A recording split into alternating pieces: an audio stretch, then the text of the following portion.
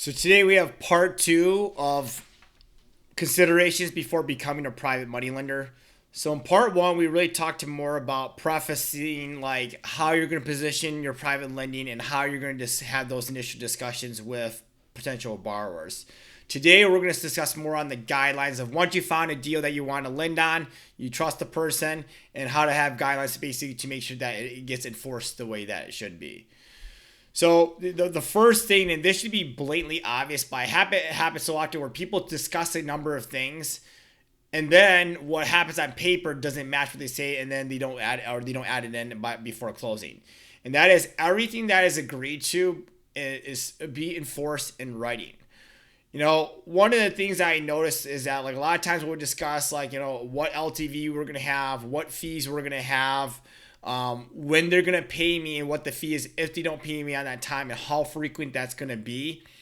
And I'd like to get those documents relatively early to people because that way then later on it's not it becomes it's a he said, she said this. And it's like, well, yes, we might have said this at this point, but you might have forgotten about this conversation that we had at that point. So what we always just go back to is, well, let's just default to what was in writing. And what is in writing is what is going to get enforced eventually in the end.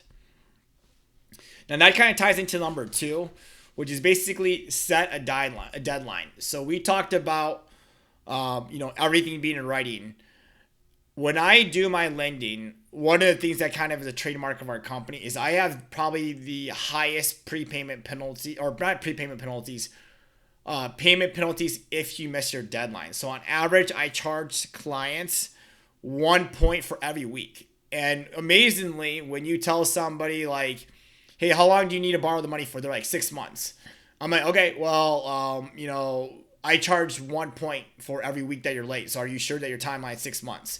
And magically, of course, the real time comes up. Well, actually, no, I probably need 8 or 9 months. I'm like, okay, well, just so you know, this point is going to be added on every single week because I need to make sure that if I only charge you a one-time fee after 6 months and there's no fee after that and it's not in writing, even though if I see I'm going to do it, then what's going to happen is that if I'm the borrower, I'm like, well, shoot, I already paid the late fee and now I'm just paying that 9% interest.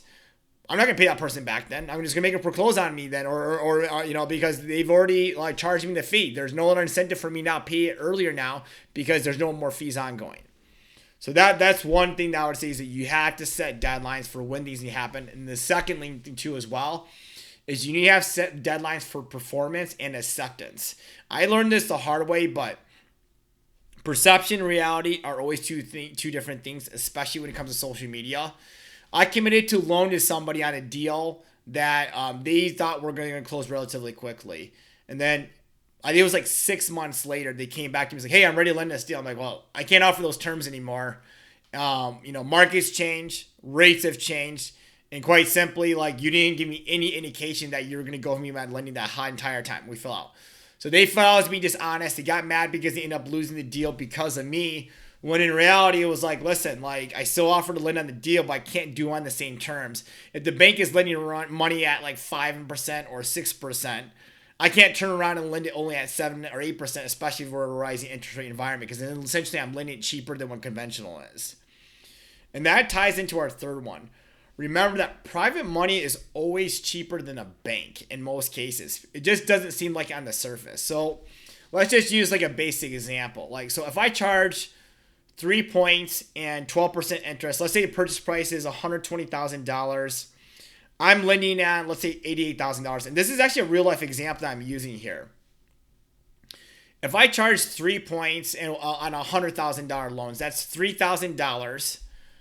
And I charge 12% interest. So basically $1,000 every single month. So nice even numbers.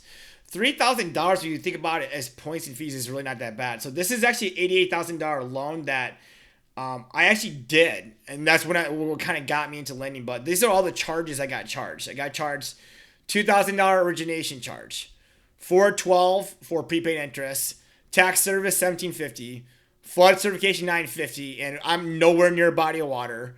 Valuation CMA fee $275, valuation AVE fee $25, flood certification another company $25, valuation AVM fee $950, doc prep $10, wire fee $25, broker fee $28.57, which is basically the fee for the loan broker. So I paid the lender's fee, and then I paid a broker fee to broker it through the lender. Construction draw escrow $350. Notice of commencement $20. Title lender's policy $487.35. Total cost to close, not including interest rate, $6,533 on an $88,000 loan. That right there essentially equated to 8 to 9 points. Another thing that I do with that too as well is that the title lender's policy, I actually own a portion of the title company, so I'm saying this not being self-servicing, but title insurance has one of the lowest successful claim rates in the country. In my experience is that typically when you do that, the title company say, well, it's fraud because the owner had this question they filled out and they didn't disclose there was a lien or whatnot. And so ultimately, I personally would rather just keep that money for my pocket. So rather than paying the title company 0.3 or 0.5% of the loan amount, I just add that to my fees because I'd rather just keep that 0.5% for myself and have more margin to work with.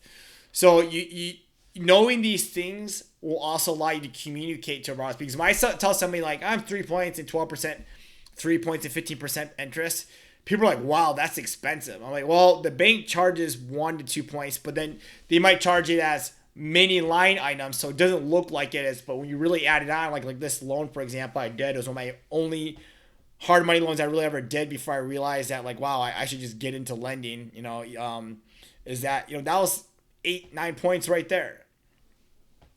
So that's it for today. Step 3, we're going to talk about kind of reinforcing it, the process for closing, how I basically go to essentially get my money back if somebody does not perform at me, and that will conclude this series. So stay tuned for next Wednesday for part 3.